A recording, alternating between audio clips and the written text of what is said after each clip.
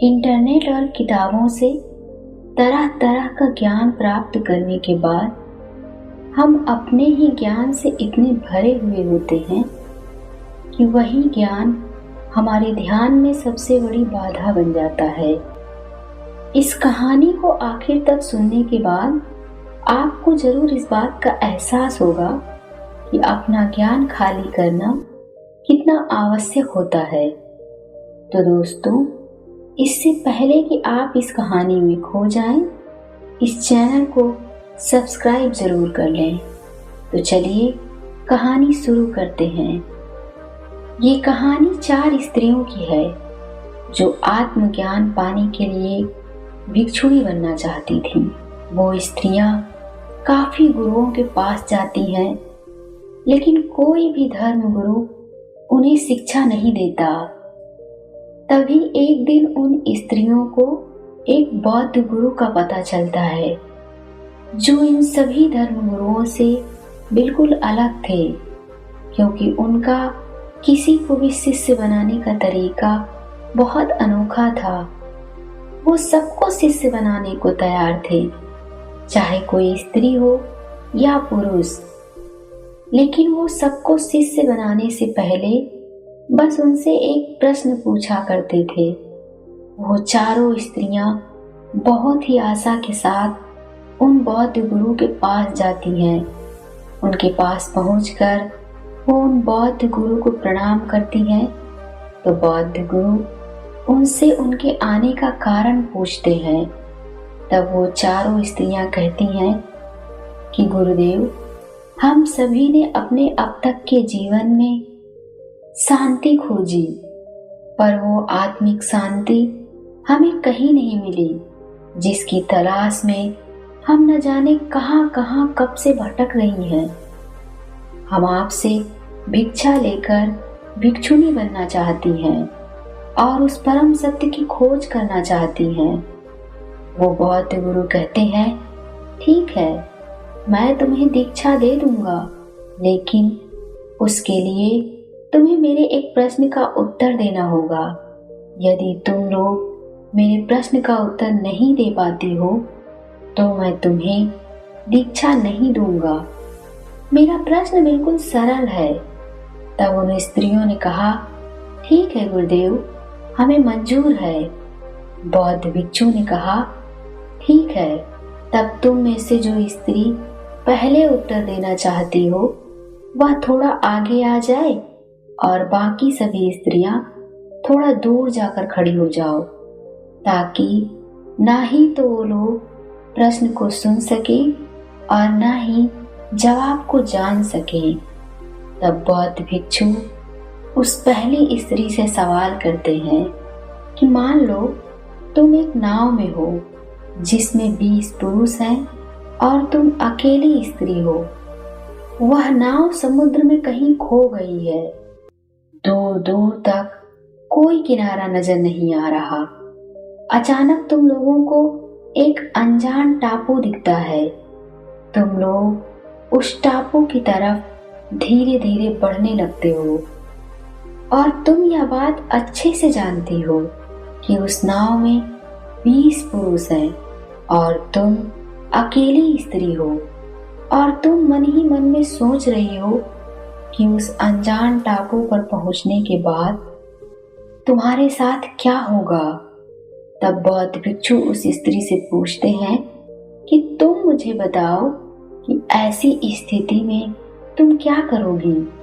तब वह स्त्री कहती है, मैं ऐसी स्थिति में अपनी इज्जत बचाने के लिए समुद्र में छलांग लगा दूंगी, अपनी जान दे दूंगी, लेकिन अपनी इज्जत पर आंच कभी नहीं आने दूंगी। शायद आप में से भी कुछ लोगों को उस स्त्री का जवाब सही लगा होगा, लेकिन वो बौद्ध भिक्षु उस स्त्री से कहते हैं कि तुम अब जा सकती हो, तुम्हारा उत्तर गलत है। जो हुआ ही नहीं उसके लिए तुम्हें अपने आप को दंड देने की क्या आवश्यकता है।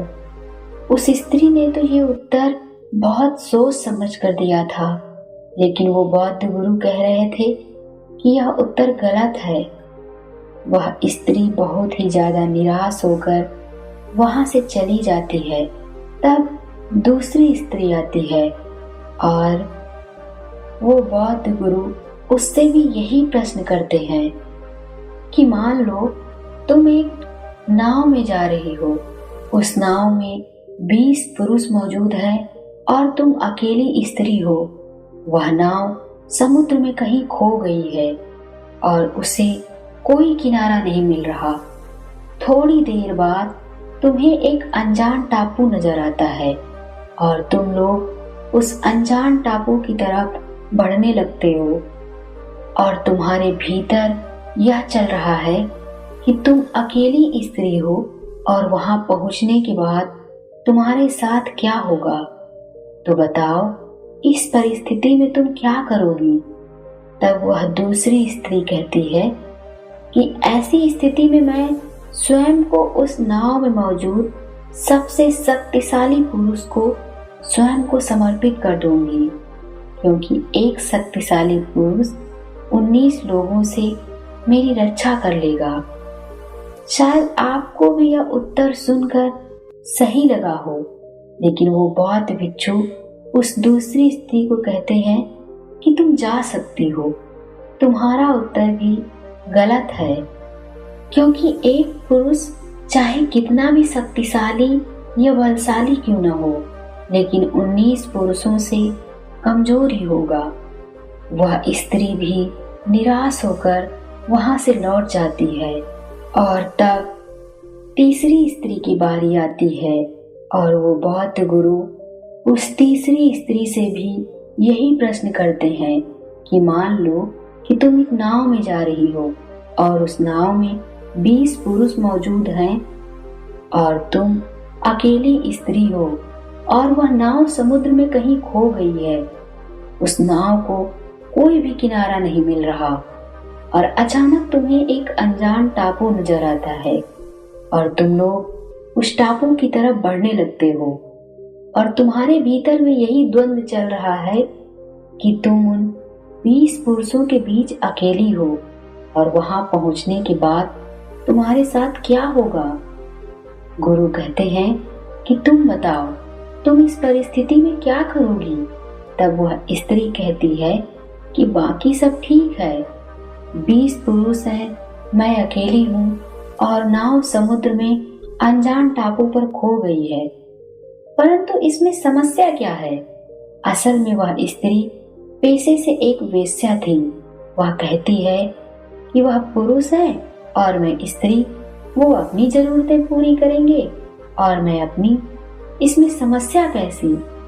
उस तीसरी स्त्री का उत्तर सुनकर भी बौद्ध गुरु कहते हैं कि तुम्हारा उत्तर भी गलत है। जाओ और उस आखिरी स्त्री को मेरे पास भेजो। अब आखिर में वह चौथी स्त्री आती है। बौद्ध गुरु उससे भी यही प्रश्न करते हैं कि मान लो कि तुम एक नाव में जा रही हो, उस नाव में 20 पुरुष मौजूद हैं और तुम अकेली स्त्री हो और वो नाव समुद्र में कहीं खो गई है। तभी अचानक तुम्हें एक टापू नजर आता है। तुम लोग उस टापू की तरफ बढ़ने लगते हो और तुम्हारे भीतर यह डर चल रहा है कि तुम उन 20 पुरुषों में एक अकेली स्त्री हो और उस टापू पर पहुंचने के बाद तुम्हारे साथ क्या होगा। तो तुम ही बताओ कि इस विपदा की स्थिति में तुम क्या करोगी। वह चौथी स्त्री अपने दोनों हाथ जोड़कर अपना सर झुकाकर कहती है कि पता नहीं, मैं उस समय उस स्थिति में क्या करूंगी, मुझे कुछ नहीं पता गुरुदेव। बौद्ध भिक्षु कहते हैं कि फिर उसे जानने के लिए तैयार हो जाओ, क्योंकि जिस स्त्री के पास पहले से ही कोई बनावटी उत्तर नहीं, वही सच्चा उत्तर खोज सकती है। वो बौद्ध गुरु उस स्त्री को दीक्षा देने लगते हैं और वह स्त्री उस परम सत्य की खोज में लग जाती है और अंत में वो उस परम सत्य को जान पाती है जिसे उसने अपने जीवन का लक्ष्य बनाया था।